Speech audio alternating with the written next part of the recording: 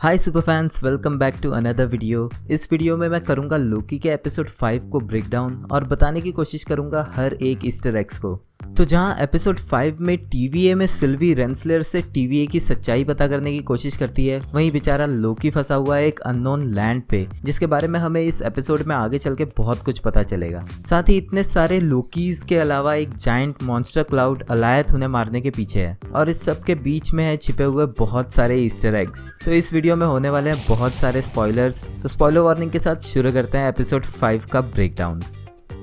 तो इस एपिसोड का नाम ही है जर्नी इनटू मिस्ट्री, जो कि एक कॉलबैक है इसी नाम की मार्वल कॉमिक्स का, जिसमें कि सबसे पहले थॉर और लोकी की स्टोरी शुरू हुई थी और फिर रिसेंटली इस कॉमिक्स का एक अपडेटेड वर्जन भी आया है, जिसमें कि मार्वल कॉमिक्स या इसी नाम के एक कॉमिक्स में किड लोकी की स्टोरी दिखाई गई है।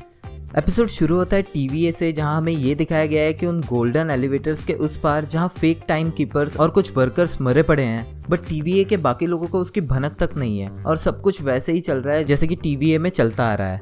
यहाँ फर्स्ट सीन में ही हमें देखने मिलता है कि टीवीए के स्क्रीन पे एक नाम ओक आइलैंड। अब ओक आइलैंड एक रेफरेंस है इसी नाम की एक मिस्ट्री आइलैंड का, जहाँ पे कि कहा जाता है कि 18th सेंचुरी के पायरेट्स का खजाना छुपा हुआ है। वहीं इस ट्रेन जगह पे जिसका नाम है द वॉइड, लोकी मिलता है अपने 4 वेरिएंट्स से, जो कि उसे बताते हैं अलायत के बारे में और उसके अटैक करने से पहले ही उसे वहां से ले जाते हैं। अब इस एरिया वॉइड में भरे पड़े हैं ईस्टर एग्स और हिडन रेफरेंसेस। इवन ये नाम वॉइड भी एक मार्वल कॉमिक्स में एक पावरफुल ऑल्टर ईगो रह चुका है, एक सुपर हीरो सेंट्री का, बट ऑफ कोर्स उसका इस शो से कुछ लेना देना नहीं है। बट जिस मॉन्स्टर अलायत की बात ये लोग कर रहे हैं वो भी मार्वल कॉमिक्स में दिख चुका है। अलायत कॉमिक्स में मेंशन सबसे पहले एंटिटी था जिसने कि खुद को टाइम के फ्लो से आजाद कर लिया था। इसके बारे में मैंने अपने लास्ट वीडियो में बात की है, तो आप वहां डिटेल में देख सकते हैं। अब इस फर्स्ट सीन में ही हमें देखने मिलता है इस टूटी फूटी बिल्डिंग्स में अवेंजर्स टावर पे लिखा हुआ कैंग, जो कि रेफरेंस है कॉमिक्स के कैंग एंटरप्राइजेस का, जिसे कि टोनी स्टार्क ने अवेंजर्स टावर बेच दिया था। ऑफ कोर्स आगे जाके पता चला कि कैंग एक्चुअली बिलोंग करता था कैंग को, जो कि बहुत ऑब्वियस सा नाम है। और एक रेफरेंस में जिस जगह वो चारों खड़े हैं वहाँ एक डिस्ट्रॉयड बस है जिसपे कि नाम लिखा है कैलम रॉस, जो कि लोकी शो के एक एडिटर का नाम है। अब हम वापस टीवीए में है, रेंसलर और सिल्वी है टाइम कोर्ट में, जहां वो शायद टाइम डोर के थ्रू आए हैं। और क्योंकि यहाँ कोई खास ईस्टर एग्स मुझे मिले नहीं, तो एक ऑब्वियस सा ईस्टर एग यहाँ जरूर देखने को मिलता है, जो कि शायद पिछले कई एपिसोड्स में भी दिखा है। वो है कोर्ट में इन पेंटिंग्स में एक स्टैनली जैसे दिखने वाली फोटो, जो कि हो सकता है एमसीयू का स्टैनली को ट्रिब्यूट। सिल्वी रेंसलर से टीवीए के पीछे की सच्चाई पूछती है, बट रेंसलर को खुद नहीं पता कि सच क्या है, इसलिए वो सिल्वी को प्रून होने के बाद लोकी के जिंदा होने वाली बात बताती है। वो ये समझाती है कि किसी भी वेरिएंट के लाइफ फॉर्म को वो लोग कंप्लीटली डिस्ट्रॉय नहीं कर सकते, बट वेरिएंट को और ब्रांच रियलिटीज क्रिएट करने से रोकने के लिए उन्हें एक ऐसी लोकेशन पे भेजा जाता है जो कि एंड ऑफ टाइम यानी कि समय के अंत पे है, जिसे कहते हैं द वॉइड। वो ये भी समझाती है कि ये एंड ऑफ टाइम वाली टाइम लाइन अभी भी लिखी जा रही है। यही रीजन है कि उसका एंड क्या है वो किसी को फिलहाल नहीं पता, बट ये गारंटीड है कि वहां से कुछ भी वापस नहीं आ सकता। बट जो कि इस एपिसोड के एंड में जाके गलत प्रूव होता है, क्योंकि टेम्पेड डिवाइस और टाइम डोर की हेल्प से ऐसे हो सकता है। ये इस बात पे और जोर देता है कि कैसे टीवीए में सबको जो कहानी बताई गई है वही उनको सच लगती है और कोई भी उसके अगेंस्ट जाके खुद कुछ भी पता करना नहीं चाहता। यहाँ पर वॉइड पे लोकी अपने वेरिएंट्स के साथ उनके हिडन बेस की तरफ ट्रैवल करता है, जहाँ की हमें ये शिप और ये स्पेसशिप दिखती है। ये शिप शायद रेफरेंस है एक पायरेट शिप का, जो कि हमें दिखी थी फैंटास्टिक 4 के 5th एडिशन में। इसी एडिशन में पहली बार देखने को मिला था डॉक्टर डूम, जिसकी एक हिंट हमें इस एपिसोड के एंड में जाके भी देखने को मिलेगी। इसके अलावा ये जो स्पेसशिप है वो भी रेफरेंस है रियल लाइफ में स्पॉट हुई स्पेसशिप्स का। इस शो में ऑलरेडी बहुत सारे रियल लाइफ इंसिडेंट्स, जैसे कि एपिसोड 1 में लोकी को एज डीबी कूपर दिखाया गया है। वहीं इस एपिसोड में आगे चल के यूएस एल्ड्रिच वॉरशिप, जिसके बारे में ये रूमर्स थे कि वो फिलाडेल्फिया एक्सपेरिमेंट्स के दौरान इनविजिबल हो गई थी, उसे भी दिखाया गया है। तो ये स्पेसशिप भी एक रेफरेंस हो सकता है उसी चीज का। और यहाँ पे दिखते हैं कुछ और ह्यूज साइज के हेड्स, जो कि शायद रेफरेंस है थॉर रैग्नारॉक मूवी में दिखाए गए उन बड़े बड़े स्टैचूज का। बट मुझे कुछ आइडिया नहीं है कि ये अजीब से दौड़ने वाले सिर कटे बर्ड्स क्या हैं, क्या है ये। अगर आपको इस बारे में कुछ भी आइडिया है तो मुझे कमेंट्स में लिख के बता देना। बट नेक्स्ट सीन में ही हमें एक और बड़ा हेड दिखता है, जो कि है येलो जैकेट का, जैसे कि हमने एंटमैन मूवी में एज अ विलन देखा था। उस मूवी में वो श्रिंक होके छोटा हो गया था और डिस्ट्रॉय हुआ था, बट हो सकता है कि ऑल्टरनेट टाइमलाइन में वो एक्सपेंड हो गया हो, जिसकी वजह से उसने ब्रांच रियलिटी क्रिएट की और अब वो यहाँ पर है। अब लोकी उनसे इस सब के पीछे का सच पूछता है और उन्हें समझाने की कोशिश करता है कि कैसे वो पता नहीं न्यूयॉर्क के बाद कितने टाइम से ऐसे ही पागलों की तरफ घूम रहा है। लोकी के जोर से चिल्लाने की आवाज से मॉन्स्टर अलायत की दहाड़ आसमान में गूंजती है और किड लोकी उसे मैजिक से एक स्वॉर्ड निकाल के दिखाता है। ये कॉलबैक है जैसे लोकी ने एवेंजर्स एंड गेम में थैनोस के साथ किया था। जो स्वॉर्ड किड लोकी दिखाता है ये भी नॉर्स मैथोलॉजी और कॉमिक्स में ऑलरेडी दिख चुका एक स्वॉर्ड लेविटीन है। ये लोकी की कॉमिक्स के एडिशन 368 में दिखा था। फिर वो लोग उसे समझाते हैं इस जगह के बारे में जहाँ TVA हर एक प्रून चीज को भेजता है और अलायत के बारे में भी बताते हैं जो कि ये मेक श्योर करता है कि हर एक प्रून चीज यहीं पे खत्म हो जाए और कभी भी वापस ना जा पाए। अब क्लासिक लोकी अलायत के बारे में बताते हुए ये एग्जाम्पल देता है कि ये वॉइड एक शार्क टैंक है और अलायत एक शार्क जो कि सब कुछ खाना चाहता है। इस पे एलिगेटर लोकी के गुर्राने पे क्लासिक लोकी उसे समझाता है कि एलिगेटर टैंक जैसी कोई चीज नहीं होती। वो लोकी को बताता है कि कैसे ये एलिगेटर भी एक लोकी वेरिएंट ही है। अब क्योंकि लोकी इतना कुछ देख चुका है वो इस बात को क्वेश्चन भी नहीं करता और उनसे सिर्फ ये पूछता है कि यहाँ इतने सारे लोकी कैसे हैं, जिस पे उसे जवाब मिलता है कि क्योंकि हम लोकीज हैं और जो कि सरवाइव करते हैं। यही बात इस सीरीज में बहुत टाइम से बताई जा रही है, जैसे कि एपिसोड 4 में सिल्वी और लोकी के कन्वर्सेशन में भी ये बात हुई थी कि कैसे वो लोग सर्वाइवर्स हैं और चाहे वो हार जाएं बट सर्वाइव जरूर करते हैं। लोकी एक नेक्सस इवेंट क्रिएट करके यहाँ से निकलने की बात करता है बट बोस्टफुल लोकी उसे समझाता है कि कैसे यहाँ क्या होता है उससे TVA को कुछ मतलब ही नहीं है। ये सिर्फ एक डंपिंग ग्राउंड है उनके लिए और यहाँ वो जितना टाइम हो सके बस सर्वाइव करके ही निकाल सकते हैं। इस सब के बीच किड लोकी उन्हें बातें बंद करके आगे बढ़ते रहने को कहता है। इस पे लोकी चौंक के उनसे पूछता है कि वो लोग एक बच्चे को उन्हें कमांड करने क्यों दे रहे हैं। क्लासिक लोकी उसे समझाता है कि ये किड लोकी का किंगडम है और वो एक किंग है, जिस पे किड लोकी अपनी नेक्सस इवेंट के बारे में बताता है जिसकी वजह से वो प्रून होके यहाँ आ गया है और वो इवेंट है किड लोकी का थॉर को बचपन में ही मार देना। अब कॉमिक्स में थॉर को मारा गया है लेकिन ये काम लोकी ने कभी नहीं किया। थॉर के बचपन का एक रेफरेंस हमें तब दिया गया था जब वो लोग 8 साल के थे, जिसमें कि थॉर लोकी के सांप बनने की स्टोरी बताता है बट ये किड वर्जन उसे बहुत ही बड़ा लगता है, 14-15 साल का। तो जहाँ ये कॉमिक्स से बिल्कुल अलग इवेंट है बट क्योंकि एपिसोड के एंड में किड लोकी अभी भी जिंदा है तो हो सकता है कि ये शायद ऐड हो आने वाले यंग अवेंजर्स की टीम में।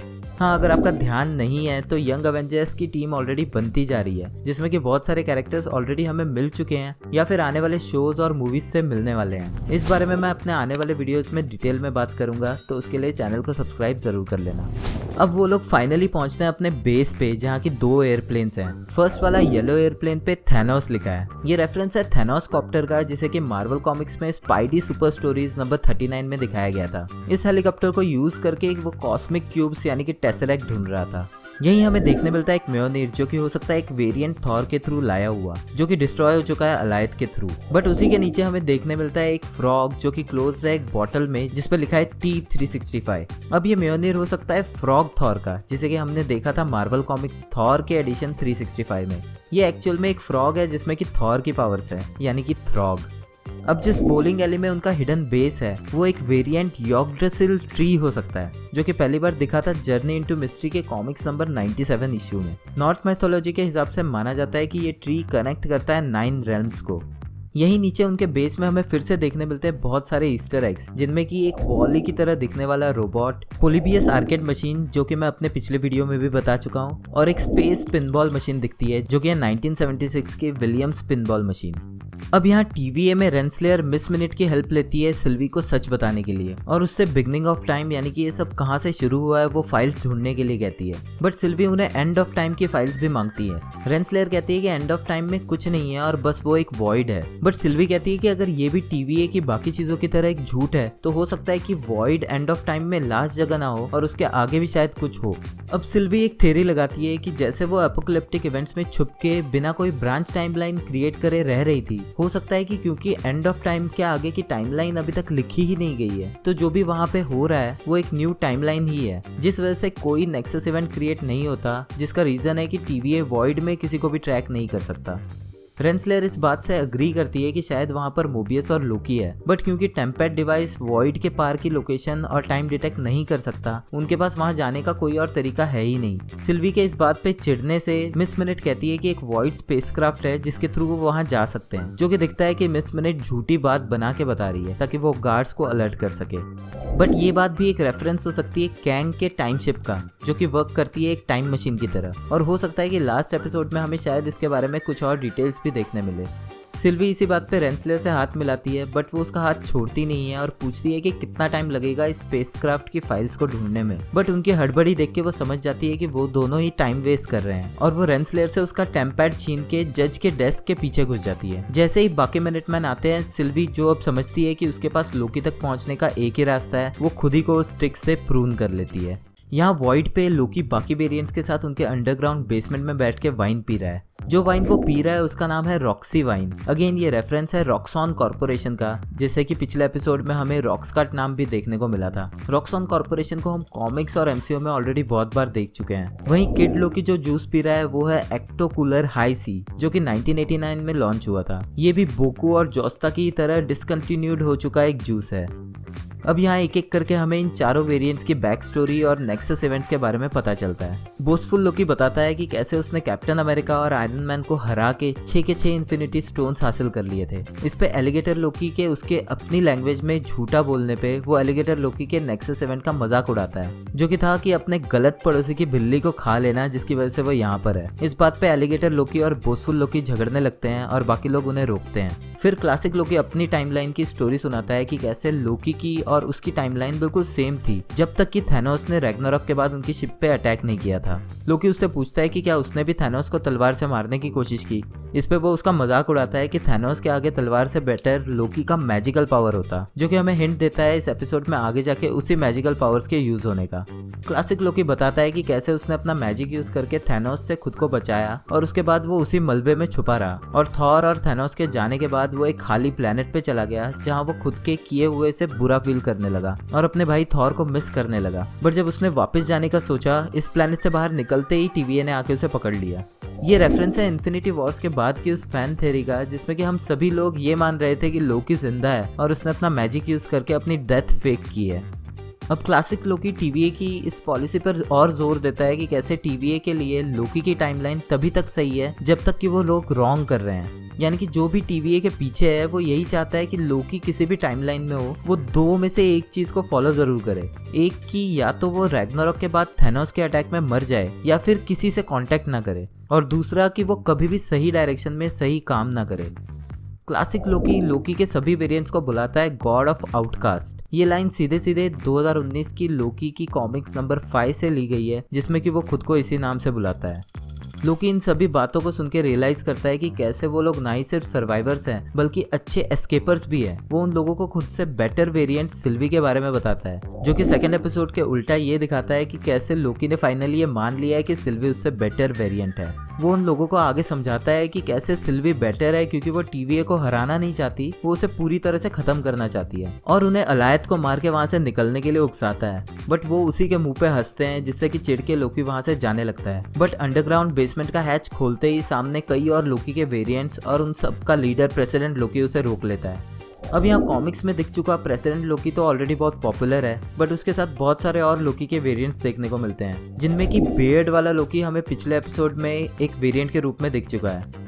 यहाँ प्रून होके सिल्वी स्कूल बस में उठती है, जहाँ की कुछ एग्स पड़े हुए हैं। अब मुझे ऐसा लग रहा है कि जो स्टार्टिंग में बर्ड्स हमने देखे हैं वो शायद अलायत के इन्हीं एग्स से हैच हुए हैं, क्योंकि इनका कलर भी पर्पल है अलायत और उन बर्ड्स की तरह। और क्योंकि कोई और एनिमल इस प्लेनेट पे जिंदा नहीं बचता है, तो हो सकता है कि वो बर्ड्स अलायत के ही हों। ऑल्दो इस बात का इस ब्रेकडाउन से कुछ लेना देना नहीं है, बट ये है क्या।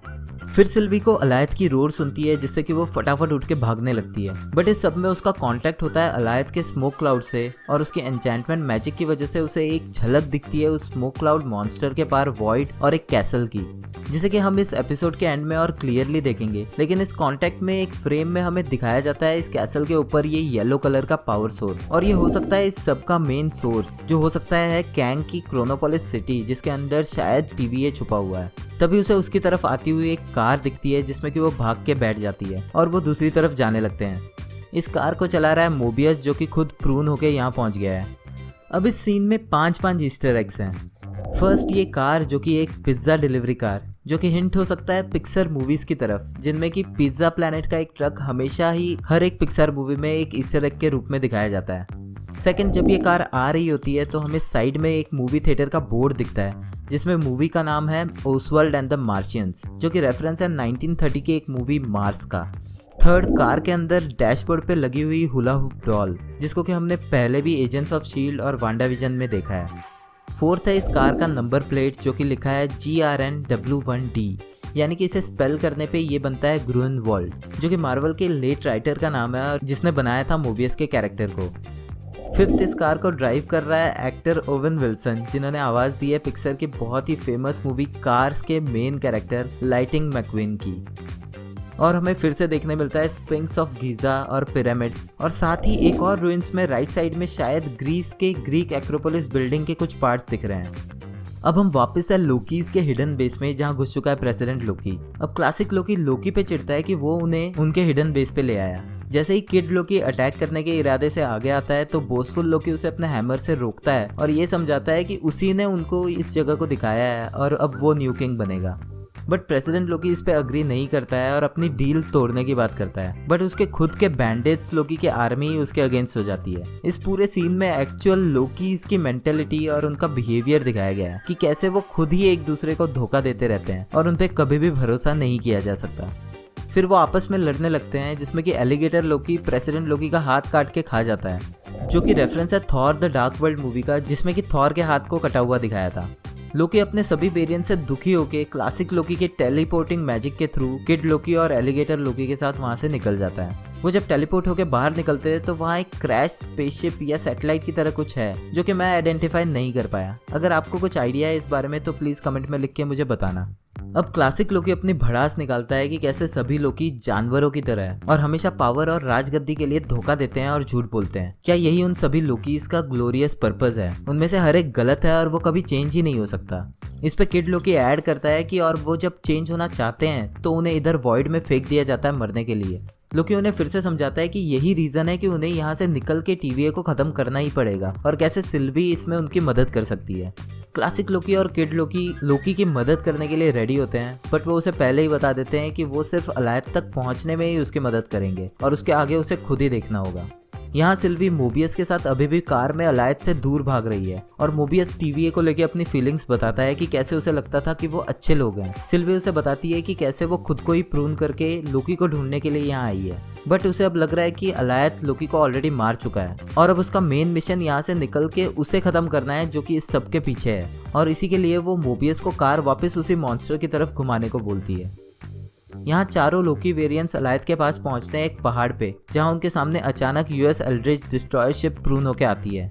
लोकी ये देख के खुश होता है कि अलायत अब बड़े शिकार के पीछे जाएगा और वो लोग उसके पीछे से जाके उसे मार सकते हैं। बट उसकी ये लाइन खत्म होने से पहले ही अलायत उस पूरी शिप को और उसमें मौजूद सभी वेरिएंट्स को खत्म कर देता है। इस बात से लोकी डर जाता है और एक नए प्लान के बारे में सोचने लगता है।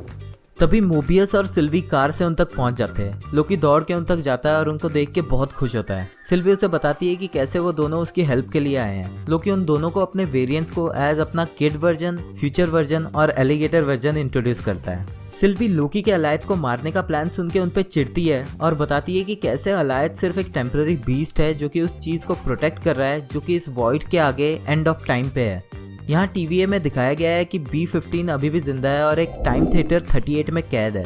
ये रेफरेंस हो सकता है मार्वल कॉमिक्स के अर्थ माइटीएस्ट हीरोज नंबर 38 का, जिसका कि मेन विलन था मेफिस्टो। वांडाविजन में एक मेन विलन प्रेडिक्ट किया जा रहा था, बट ऐसा कुछ भी नहीं हुआ अब तक। अब रेंसलेयर B-15 को कहती है कि वो डिसलॉयल है क्योंकि उसने वेरिएंट्स को जाने दिया। इस पे हंटर B-15 हैरान होकर उसी को क्वेश्चन करती है कि वो ऐसा कैसे कह सकती है, वो कैसे उन लोगों के लिए डिसलॉयल हो सकती है जो कि खुद ही फेक है, यानी कि टाइम कीपर्स जो कि एंड्रॉइड्स हैं। रेंसलेयर उससे पूछती है कि ऐसा क्या रीजन है जो उन वेरिएंट्स को TVA के खिलाफ लेके जा रहा है। इस पे B-15 बताती है कि वो बस रिवेंज चाहते हैं क्योंकि अब उन्हें पता है कि टाइम कीपर्स फेक हैं, तो वो उसके पीछे जाने वाले हैं जो कि सबके पीछे हैं। बट यहाँ रेंसलेयर की बातें सुन के उसे रियलाइज होता है कि वो खुद भी इस बारे में कुछ नहीं जानती है। वो उसे बताती है कि वो सच्चाई उन वेरिएंट से पहले नहीं जान पाएगी क्योंकि रेंसलेयर सिर्फ सच जानना चाहती है, बट वेरिएंट्स की लाइफ उस पर डिपेंड करती है। रेंसलेयर वहां से गुस्सा होकर निकल जाती है और मिस मिनट से मिलकर उससे TVA की सारी फाइल्स मांगती है। मिस मिनट जब ना नुकर करती है तो वो उसे बताती है कि जिसने भी TVA क्रिएट किया है उसकी जान खतरे में है, जिसे सुन के मिस मिनट उसकी हेल्प करने को अग्री करती है। यहाँ पर वॉइड पे मोबियस लोकी के वेरिएंट्स के साथ एक शेल्टर में बैठ के ये डिस्कस करता है कि क्या एलिगेटर लोकी सच में एक लोकी का वेरिएंट है। वो कहता है कि उसने लोकी के इतने सारे वेरिएंट्स देखे हैं, बट TVA के फाइल्स में भी अभी तक उसने इस बारे में नहीं पढ़ा। इस पे क्लासिक लोकी उसे दलील देता है कि ये एलिगेटर ग्रीन कलर का है। इसमें मोबियस कहता है कि ये एलिगेटर शायद झूठ बोल रहा है और हो सकता है कि इस झूठ बोलने की वजह से ही वो लोकी है, क्योंकि झूठ बोलना और दूसरों को धोखा देना ही एक लोकी को लोकी बनाता है। और वो अग्री करता है कि ये एलिगेटर सच में लोकी हो सकता है। किड लोकी मोबियस से पूछता है कि अब वो TVA में वापस जाके क्या करने वाला है, जिसपे मोबियस उसे बताता है कि वो सबको सच बताएगा क्योंकि वहाँ के लोगों को ये जानने का हक है। क्लासिक लोकी उससे इस बात पे क्वेश्चन करता है कि वो उन्हीं के अगेंस्ट कैसे हो सकता है जिनके लिए उसने अपनी पूरी लाइफ काम किया है। तो इस पे मोबियस कहता है कि खुद को बदलने का कोई सही टाइम नहीं होता। इस बात को क्लासिक लोकी मन पे लगा लेता है, जो कि हमें आगे जाके क्लाइमैक्स में उसके एक्शन से भी पता चलेगा। शेल्टर के बाहर सिल्वी और लोकी साथ में बैठ के बात करते हैं, जिसमें कि सिल्वी लोकी को बताती है कि कैसे मोबियस TVA से अलग है और वो लोकी की केयर भी करता है। फिर वो पिछले एपिसोड वाले मोबियस की बात कहती है जिसकी वजह से लेमेंटिस प्लैनेट पे नेक्सस इवेंट कॉज हुआ था, जिसमें कि मोबियस का कहना था क्योंकि ये दोनों वेरिएंट्स एक दूसरे को प्यार करने लगे हैं, इस वजह से ऐसा हुआ है। वो दोनों ही एक दूसरे से अपनी फीलिंग्स छुपाने की कोशिश करते हैं और इसका रीजन आगे सिल्वी बताती भी है, जिसमें वो कहती है कि क्योंकि उसका कभी कोई फ्रेंड नहीं था, उसे अपनी फीलिंग्स एक्सप्रेस करना नहीं आता। लोकी अपना मैजिक यूज करके उन दोनों पे एक ब्लैंकेट डालता है, जिसपे कि सिल्वी उसे कहती है कि कुछ नहीं तो वो उसके लिए एक न्यू ड्रेस ही बना दे, क्योंकि उसकी ये ड्रेस बहुत अनकंफर्टेबल है। अब एक्चुअल में एक्ट्रेस सोफिया डी मार्टिनो का एक बेबी है, जिसे कि मूवी की शूटिंग के दौरान उन्हें ब्रेस्ट फीड करना पड़ता था और इस ड्रेस में बहुत मुश्किल होती, जिसकी वजह से कॉस्ट्यूम डिजाइनर ने इस ड्रेस में जिपर लगाए और ये कन्वर्सेशन रेफरेंस हो सकता है इसी बात की तरफ। सिल्वी लोकी को पूछती है कि क्या वो सच में उस पर भरोसा कर सकती है, जिसपे लोकी उसे कंफर्म करता है कि आज तक उसने हर उस इंसान को बिट्रे किया है, धोखा दिया है जो उससे प्यार करता था, जो कि है उसका फादर, भाई और इवन उसका होम असगार्ड। यहाँ बाय द वे लोकी अपनी माँ का नाम नहीं लेता क्योंकि वो सच में अपनी माँ को कभी धोखा नहीं देता है। आगे लोकी कहता है कि उसे पता है कि उसने क्या किया है और क्यों किया है, बट वो अब वो वाला लोकी नहीं रह गया है, वो चेंज हो चुका है और कभी उसको लेट डाउन नहीं करेगा। लोकी सिल्वी से पूछता है कि वो क्या करना चाहती है ये सब खत्म हो जाने के बाद, जिसपे सिल्वी के पता नहीं कहने पे वो कहता है कि शायद वो दोनों साथ में मिलकर इस बारे में सोच सकते हैं। फिर वो सभी लोग इकट्ठे होते हैं अपने प्लान के हिसाब से TVA को खत्म करने के लिए। सिल्वी उनको बताती है कि कैसे अलायद के कुछ सेकंड के कांटेक्ट में आने से उसे एंड ऑफ टाइम का एक ग्लिम्स दिखा था और अगर वो अलायद के क्लोज पहुंच सकती है तो उसे एन्चेंट करके वो उस तक पहुंच सकते हैं जो इस सब के पीछे है। इस सीन में हमें आसपास के लोकेशन में और ईस्टर एग्स दिखते हैं, जैसे कि एक क्रैश स्पेसक्राफ्ट जो कि है रोनिन की गार्डियंस ऑफ द गैलेक्सी से, और एक बड़ा सा हेड पड़ा दिखता है जो कि है द लिविंग ट्रिब्यूनल का। ये स्टैचू एक्चुअल में एक रियल टाइम कीपर का है, जिसका कि काम था मल्टीवर्स को प्रोटेक्ट करना, बट TVA अगर उसके स्टैचू को भी प्रून कर चुके हैं, मतलब कि शायद वो असली टाइम कीपर्स का नामो निशान मिटाना चाहते हैं उस टाइमलाइन से। और एक और ईस्टर एग के रूप में हमें देखने मिलता है हेली कैरियर शिप, जो कि एवेंजर्स और कैप्टन अमेरिका विंटर सोल्जर में हम देख चुके हैं। अब सिल्वी रेंसलेयर का टेम्पैड लोकी को देती है, बट लोकी उसके साथ रह के उसकी हेल्प करना चाहता है और वो टेम्पैड मोबियस को दे देता है। मोबियस टाइम डोर खोल के बाकी वेरिएंट्स को उसके साथ जाने का ऑफर देता है, बट वो लोग मना कर देते हैं। किड लोकी अपने मैजिक से फिर से एक स्वॉर्ड क्रिएट करता है और वो देता है लोकी को, और वो तीनों वेरिएंट्स वहां से निकल जाते हैं खुद को बचाने।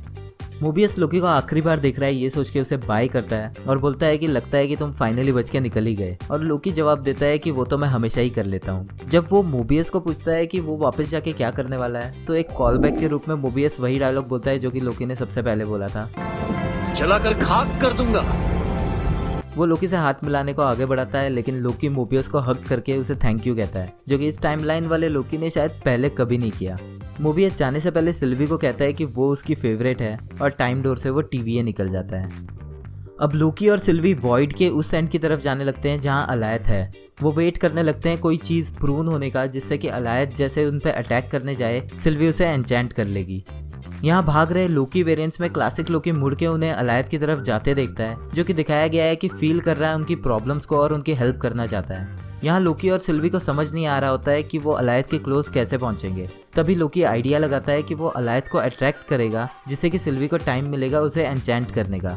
सिल्वी के मना करने से पहले ही वो जोर से चिल्ला के उसकी तरफ भागने लगता है, बट सिल्वी के उसे एन्चेंट करने को ट्राई करते ही वो सिल्वी की तरफ फिर से मुड़ जाता है। लोकी वापस आने लगता है सिल्वी की तरफ उसे बचाने, बट तभी अलायद का ध्यान भटक जाता है दूसरी तरफ, क्योंकि क्लासिक लोकी अपना मैजिक पावर्स यूज करके एक ग्रेट लेवल का रियलिस्टिक असगार्ड क्रिएट करने लगता है, जिसे देख के लोकी और सिल्वी दोनों ही हैरान रह जाते हैं। लोकी सिल्वी को कहता है कि उसे कोई आइडिया नहीं था कि लोकी इतने स्ट्रॉन्ग भी हो सकते हैं। अलायद जैसे ही उस प्रोजेक्टेड असगार्ड को डिस्ट्रॉय करने की कोशिश करता है, क्लासिक लोकी अपनी मैजिक से और प्रोजेक्शन बना के उसे अट्रैक्ट करता है। यहाँ सिल्वी लोकी को कहती है कि अलायत को एन्चेंट करने के लिए लोकी को उसकी मदद करनी पड़ेगी और वो ये मैजिक कर सकता है क्योंकि वो दोनों एक ही है।